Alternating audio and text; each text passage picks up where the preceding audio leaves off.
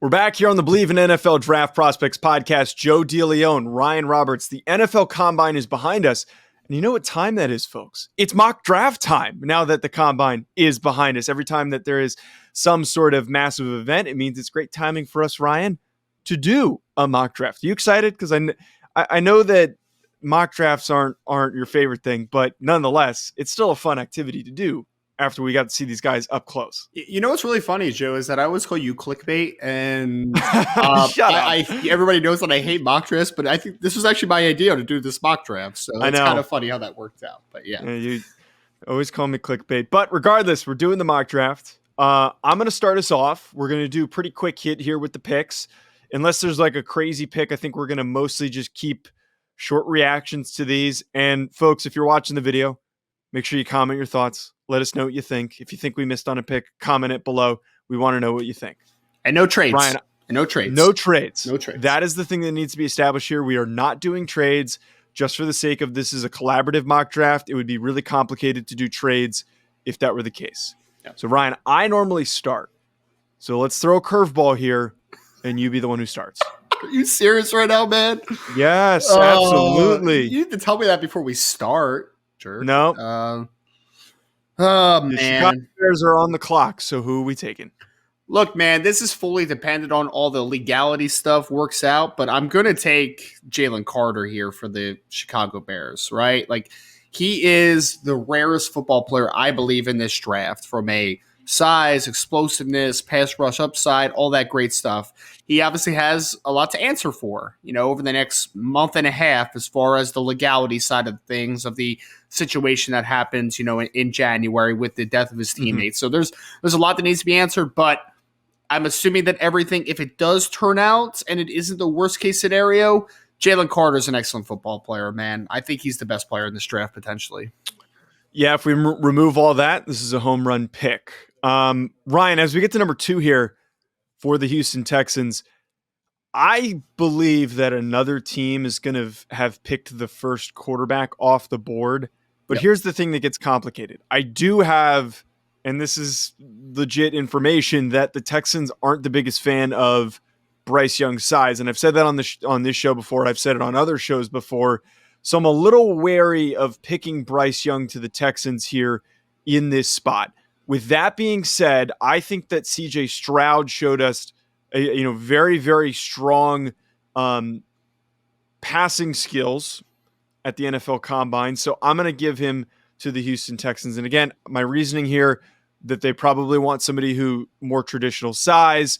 They probably want to go with somebody who's a little bit safer. They're coming off of Davis Mills, who did not pan out. So they're going to probably want to go with somebody with a lower floor. And I think we can easily agree here, and we said this on the last show that we did, or one of the last shows that we did, that C.J. Stroud and Bryce Young have the lowest floors, so the bigger guy goes to the Houston Texans. That would be pretty funny if the Houston Texans opt for a guy that doesn't hit their size threshold when D'Amico Ryans was literally a short linebacker that didn't hit size thresholds. That would be really funny.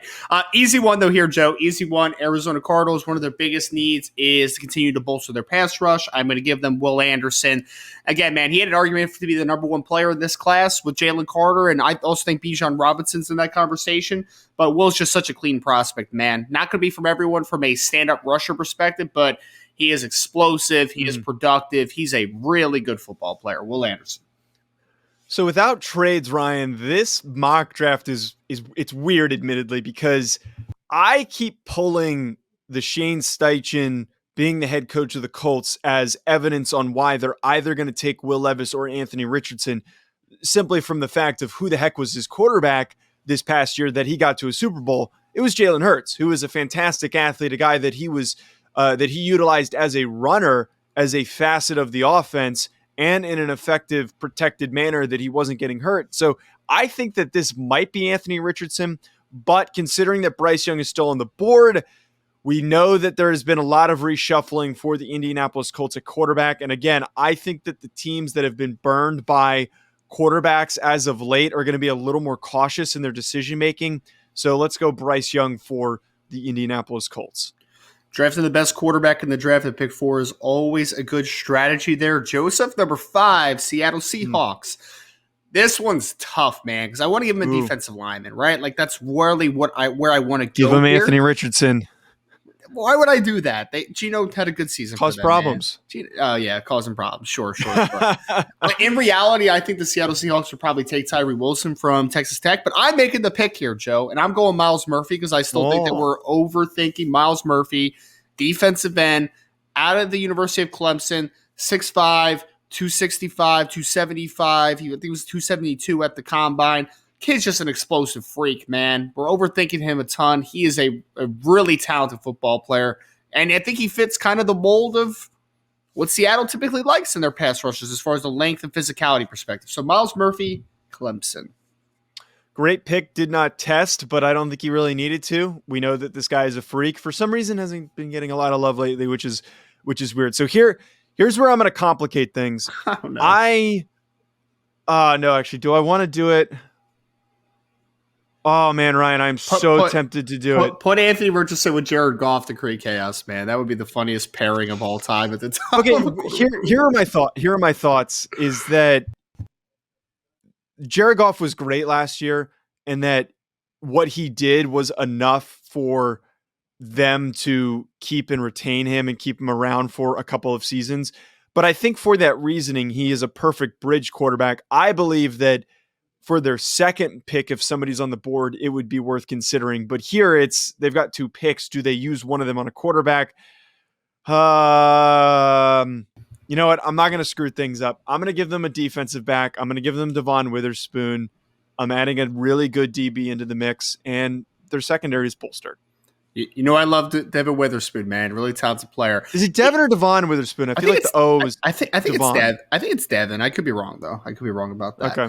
Easy pick here though, Joe. It's got to be a quarterback, man. And for a second, I thought I was going to take Will Levis because nobody was left. But Anthony Richardson is still on the board, man. Pick 7 to the LA Raiders. Ooh. Las Vegas Raiders, excuse me.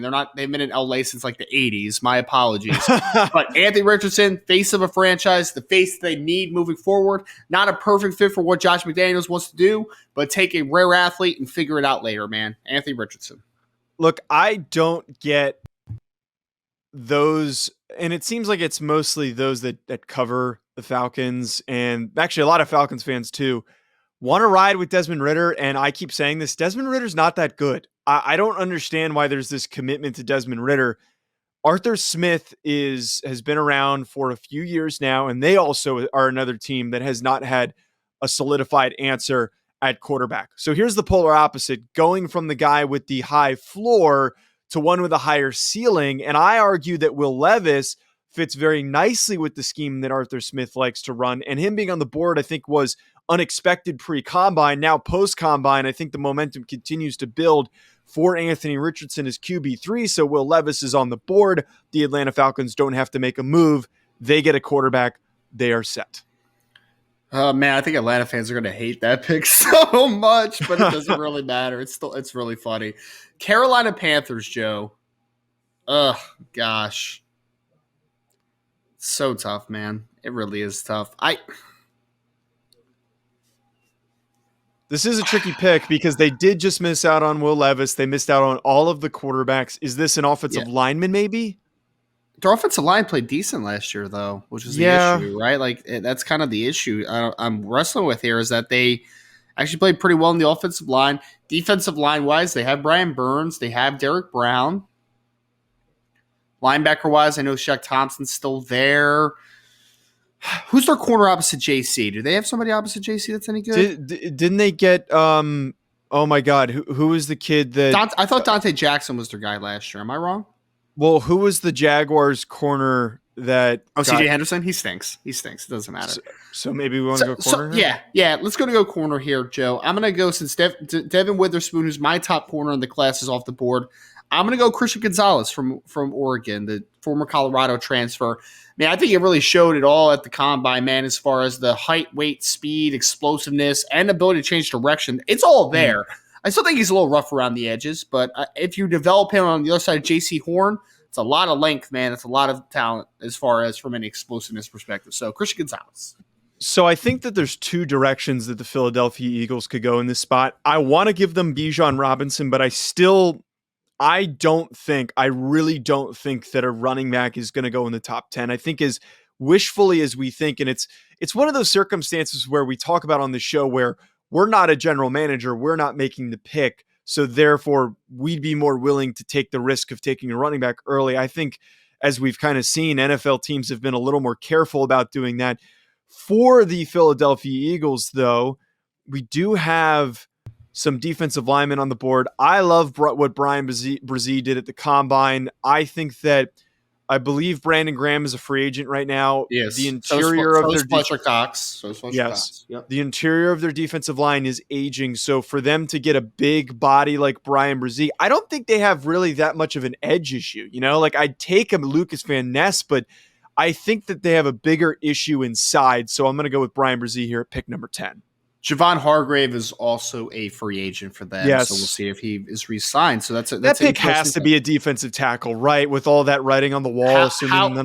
Howie Roseman traditionally is an offensive defensive line guy in the draft anyway. So, I mean, that's kind of where they make their bread and butter. So I think it makes a ton of sense. Joe, this one's a slam dunk for me, though, with the Tennessee Titans at pick 11.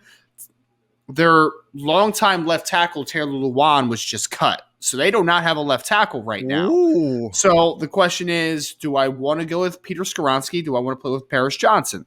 I've talked glowingly about Peter Skoronski. I think he's an offensive tackle at the next level. But I'm going to take more of the sure thing, and especially because the Tennessee Titans are still a team that's going to want to be built as a physically imposing team, a team that wants to get downhill, wants to run the football a ton. So give me Paris Johnson Jr., offensive tackle out of Ohio State. We saw the 6'6", 320, 36-plus inch arms. He has all the talent to be a dominant blindside protector. I think stylistically he fits what the Tennessee Titans want to be. Before we continue on with this video, I just want to tell you folks about an exciting new partnership that we have with this channel with Underdog Fantasy. Ever since I joined, I've been having so much fun. There are so many different exciting games that make watching games during the offseason more exciting. I'm not the biggest basketball fan, but it has made it way more entertaining since I found Underdog Fantasy. And my favorite game to play so far, which I think you should try out, is Pick'em. It is so easy to play. Just pick higher or lower on your favorite player's stats, and you can win up to 20 times your money in a single night. Underdog keeps it simple with their easy-to-use website and mobile apps. Pick between 2 and 5 players to fill out your Pick'em slip, get every pick right, and take home some cold hard cash. Use code HACK, H-A-C-K, HACK, like the name of this channel. Use code HACK to get your first deposit doubled up to $100 by Underdog. Go sign up. You won't regret it. You're going to have a blast. Check out Underdog Fantasy. I also want to tell you folks about our other recurring sponsor that we have on this channel, that being BetOnline, betonline.ag, which has all the updated odds, news, and anything for sports betting. It's my go-to source for when I want to be betting specifically on games. I love betting on college basketball or the NBA, especially, again, during the offseason. Always looking for more fun ways to be focused in on some of these other sports. It's betonline.ag and use promo code BELIEVE50. It's promo code BELIEVE50 to get 50% welcome bonus on your first deposit. BetOnline, where the game starts.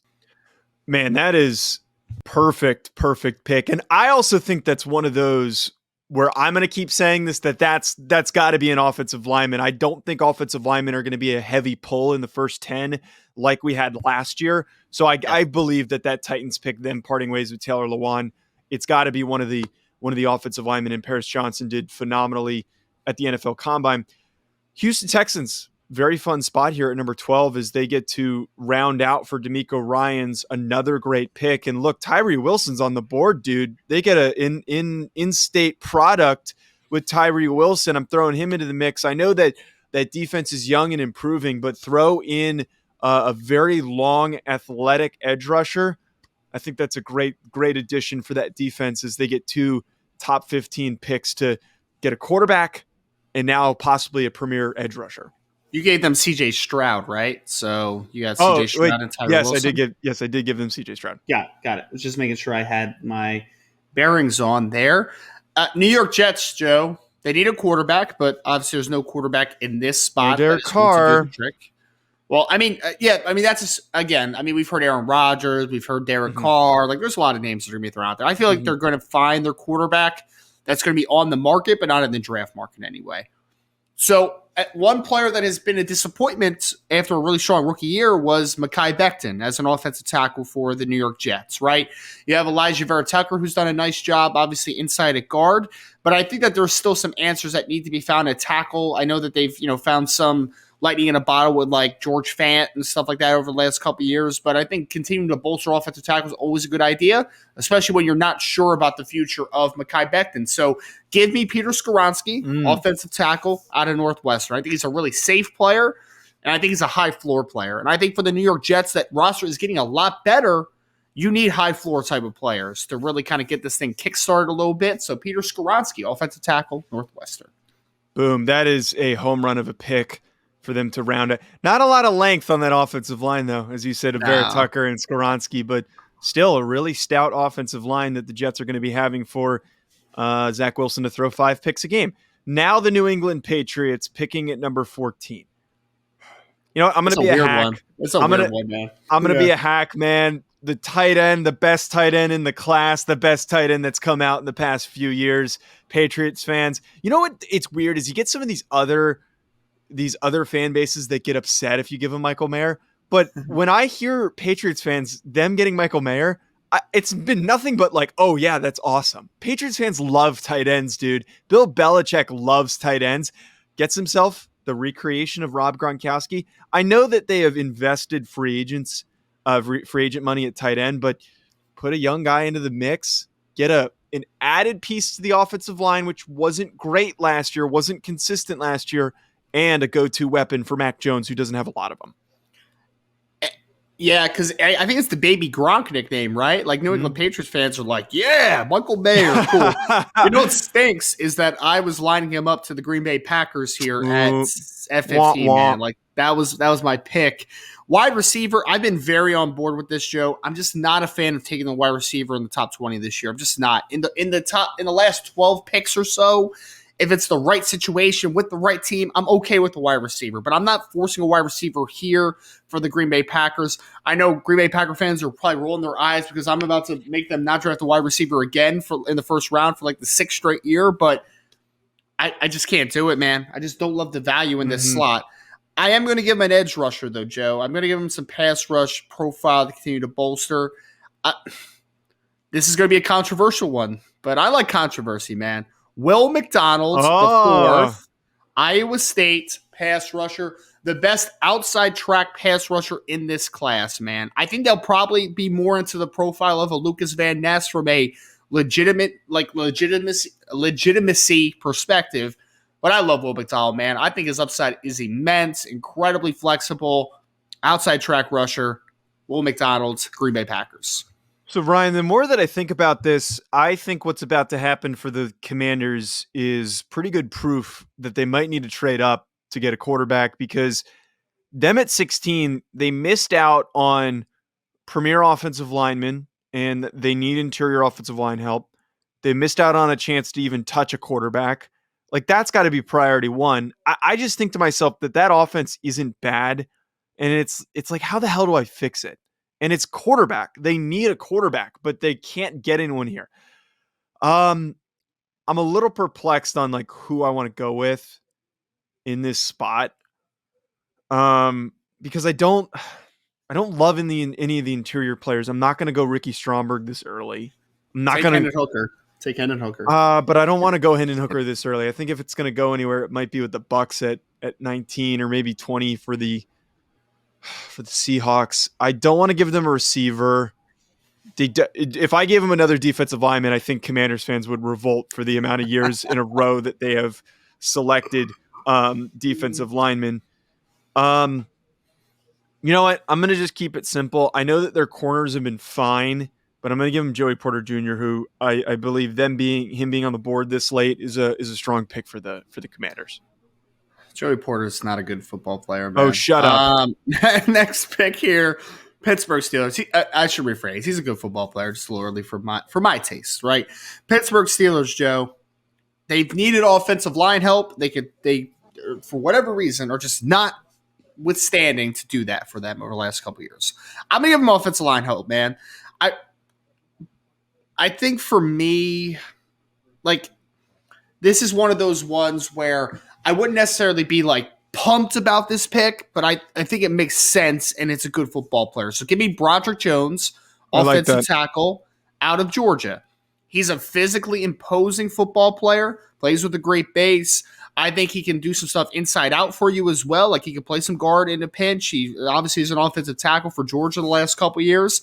And the Steelers need upgrades on the offensive line pretty much everywhere. So take a good offensive lineman that might have a little bit of alignment versatility. Broderick Jones, Georgia. Yeah, that one's another one who I think has got to be an offensive lineman. And if it's Broderick Jones or Darnell Wright, I think either of those picks, like I can talk myself into. For the Detroit Lions picking at 18, man, I know that Amon-Ra St. Brown has been fantastic. I know that DJ Chark showed some positive signs. I know that they also got Jameson Williams, but I'm going to talk myself into a wide receiver. I think I'm going to do it. And because I don't want to take Dalton Kincaid that early, I'm going to go with Quentin Johnston here at 18, first wide receiver off the board. Lions fans are going to hate that, Joe. Oh, I don't care. I don't care. Hate it. They get mad about everything. They get mad about everything. Their team stinks, and they get mad about everything. We have the 31st ranked defense in the NFL. How are you not taking defense? I got him a corner. Who else am I supposed to take? I guess I could have gone Van Ness, but man, you're good. You're good. Stick to your guns, sir. Stick to your guns. Tampa Bay Buccaneers, Joseph. Oh, man. This is actually a really tough one because obviously they need a quarterback. Because I don't know if you're on the Kyle Trask bandwagon. I am not. I don't know, man. Just don't know if I'm going to take it here. I like Hendon Hooker. If Hendon Hooker didn't get hurt, I might even mock him in the late first rounds. Like I was a fan of Hendon Hooker, but I'm just not 19 overall Hendon Hooker. Like that one just doesn't make a ton of sense for me, man. It really doesn't. So, they have wide receivers. They don't need a wide receiver. Offensive tackles. They have offensive tackles. I mean, you could always use more defensive linemen, right? Like, in theory. Right. I know they have Vita Vea, but, like, they can add somebody with Vita Vea, right? Joe, this is like the ultimate trade back spot, man. If you don't have a quarterback that you like here. Oh, you know what I'm going to do? People are going to hate this, but it's fine. Bijan Robinson's on the board. They just cut Leonard Fournette, and they just had a historically bad rushing attack this past year. So give me Bijan, man. Give me Bijan. And if Kyle Trask is your quarterback, you're gonna have to rely on the run a little bit. So honestly, that's one of those picks where like I think that's very possible, but it's gonna be one of those like, oh my god, why would you take a running back when you have so many other issues? That's a trade back scenario. Yeah, but like. We're not doing trades, so is what it is. Yeah, the Bucks are, I feel like, have notoriously not been very, very good at drafting. So we've got the Seattle Seahawks back up. I'm going to keep this one simple. Jackson Smith and Jig was here, and I would like to bolster their receiving core, assuming that Geno Smith is going to be the starting quarterback still next year. Might as well get him some added weapons so that the offense moves a little bit more efficiently. Interesting. Yeah, and they took, obviously, Myles Murphy with their first pick. So you got pass rusher and pass catcher back-to-back there. Los Angeles Chargers, Joe. Los Angeles Chargers. This one's going to be a little bit of a weird one for some people, and it's fine. You know, I dig with weird a little bit. They are rumored to be a cut candidate of Khalil Mack this offseason, and Joey Bosa has been banged up the last couple of years and hasn't been incredibly healthy. So I'm going to give him a guy that I think plays a little bit similar-ish to a Nick Bosa. Give me Lucas Van Ness, edge out of Iowa, who is an incredible athlete and a kid that is just starting to really get his profile working off the edge. But I think inside-outside versatility, teams always need more pass rush. Give me Lucas Van Ness. That's so crazy that Van Ness ended up falling that far, but I think that's part of not having trades that impacted that. Baltimore Ravens up here at 22. I mean, the man played his hand by giving up the fact that they're not very happy with the receiver situation. But, oh man, how many years in a row have they been drafting receivers that just haven't panned out? Let's add a deep threat to the mold. Let's add Zay Flowers to the mix. Since Hollywood Brown has been gone, They haven't had a consistent deep threat, and I think that Zay Flowers, you're absolutely getting that, assuming that Lamar Jackson is returning as the quarterback for the Baltimore Ravens. Very interesting, Joseph. Very interesting. I don't hate it, man. In a vacuum, I think some people will think it's a little early, but we'll see what works here. I just think Addison doesn't make sense in that spot because they already have Rashad Bateman, who's Yep. a little bit more of a tactile route running type guy. So two of those guys doesn't make sense in the room for me. Ooh, tactile. I love it, man. I love it. Minnesota Vikings is who we have up now. I was actually going to look at their roster for a second. So, yeah, let's do this, man. Let's do this. So, Joe, their safety group right now is Harrison Smith is getting up there in years. He's nearing the end. Good football player, though, still, but he's nearing the end. Cameron Bynum is not a very good safety. He's not. So, give me Brian Branch, who's a safety nickel out of Alabama. Still on the board, man, which is crazy for me. He's a top 10 player in this class for me overall. I love Brian Branch. So give me the versatility that he has on the back end. I think that Minnesota still needs some answers, obviously, in the secondary. Their nickel was Chandon Sullivan, who's a very replaceable nickel. They have one safety that's old in the tooth, and they have another that is not very good football player in Cameron Bynum. So I think he fills a couple roles in the back end for the Minnesota Vikings. I'm actually pretty stunned that Trenton Simpson fell this far. I see the need for interior offensive line help and just offensive line help in general for the Jaguars. I'm going to go with Darnell Wright out of Tennessee. You said it on the show that he's got the demeanor to play inside. I think that he's a right tackle. So at the very least, you can do a little bit of reshuffling. And maybe you do bump him inside if you think that's best. But I think that when you've got a really good season with Trevor Lawrence, you need to continue to build the offensive line, make that the primary focus with all the money that you spent at wide receiver last offseason, and try to bolster that group. Giants are a weird one, man. They're a weird one. I mean, they need wide receiver help, right? So, I mean, that's like my immediate thought because, I mean, they're cutting Kenny Galladay, right? Isn't that the whole thing? Is that they're about to cut Kenny Galladay? This has to be a receiver. I think Giants fans would revolt if they didn't take a receiver. Fine. Well, I'm going to take the wide receiver that I like, and I'm sure some people probably won't like as much, but that's fine. Joshua Downs, wide receiver, North Carolina is my pick. I think he's a easy slot projection. I also think that he can play outside, and he's explosive. He's physical at the catch point. Smaller receiver, but, I really don't care. He's a good football player, man. Brian, this is the only pick I'm going to give you pushback on. They just drafted Wan'Dale Robinson. I don't know. Josh can play outside, though. I like Josh Downs, but I don't know. I think you don't like Jordan Addison as much as I do. I think I would rather. Jordan Addison's as small as Josh Downs and not as athletic. Man, what are we doing? Jordan Addison's more productive, though. No, he's not. Yes, he is. Says who? What is he more productive this year? He won the Blitnikoff. What are we talking about? This year, who's more productive? Maybe not this year. Oh yeah, Joe. You mean on that fantastic Pittsburgh Panther team with all those other great receivers that he played with? Kenny Pickett. Yeah. Yeah, Kenny Pickett. Put some respect on Jordan Addison's name.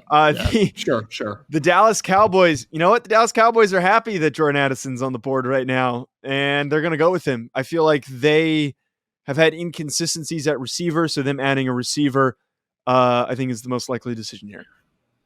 I just threw up in my mouth a little bit. Man. Such a good. Bad This is the such a bad pick. By the way, this is the one guy that I think you and I are on such different wavelengths. I think this is the only guy. It ran 4.5 flat. No, he ran a 4.49. 3 pounds. He ran a 4.49. Oh, 4.5 flat, 4.49. Is that a big difference there? It is for me, damn it. Come on, man. It is for me. Stop it. Look, all right, we're at Buffalo Bills. Buffalo Bills are in a championship window, Joe. I think you just continue to get high floor football players for a team that's is in championship windows. Mm-hmm. I'm not super high on him from a first round perspective, but I'm going to give him Osiris Torrance, the offensive guard from University of Florida, because look, man, he's 6'4.5", he's 340 pounds. He's just rock solid, right? Is he a traditional first round caliber player? Probably not. But in this class, with the high floor he has to the Buffalo Bills, Osiris Torrance, Florida. That's a fantastic pick for him. And then, wow, the Bengals are pissed right now. The Bengals are really upset because they missed out on all the tackles. They missed out on all of the great interior guys that they could have used to bolster the offensive line. They do. You could. You know, Could give him DeWans, man. oh Give my him DeWan God, Jones. dude. I am not giving them DeWan Jones. DeWan Jones is not a first round pick, man. And I'm really hoping that is Isaiah Wilson was the kid out of Georgia, right? That went to the Titans. Yes. That's Isaiah Yes. Wilson this year. I'm telling you right now that is Isaiah Wilson. Ooh. We need to stop getting ahead of ourselves. I like Kalijah Kancey. I'm a big Kalijah Kancey fan. He gives you a little bit of pass rush. He gives you a little juice on the defensive line. So let's go Kalijah Kancey for their defensive line pick. Joe, you know I'm not like the biggest Kalijah Kancey fan, but him pairing with DJ Reader is a good pairing. Yeah. So I'll give you that, man. That's not a terrible pick. Thank you. I actually didn't dislike that one that much. That much. It seemed worse. New Orleans Saints, Joe, obviously needs a quarterback. I think that's going to be resolved, obviously, in free agency or trade destination wise, whatever. We'll figure that one out. Defensive lineman, there's just not a interior defensive lineman that I would be like super stoked here. Like I would consider Keanu Benton, but I'm not going to do it. I'm going to go to cornerback here, Joe. A guy that I haven't gotten eyes on until pretty recently, just had a historic combine. Give me Deonte Banks from Maryland, man. Wow.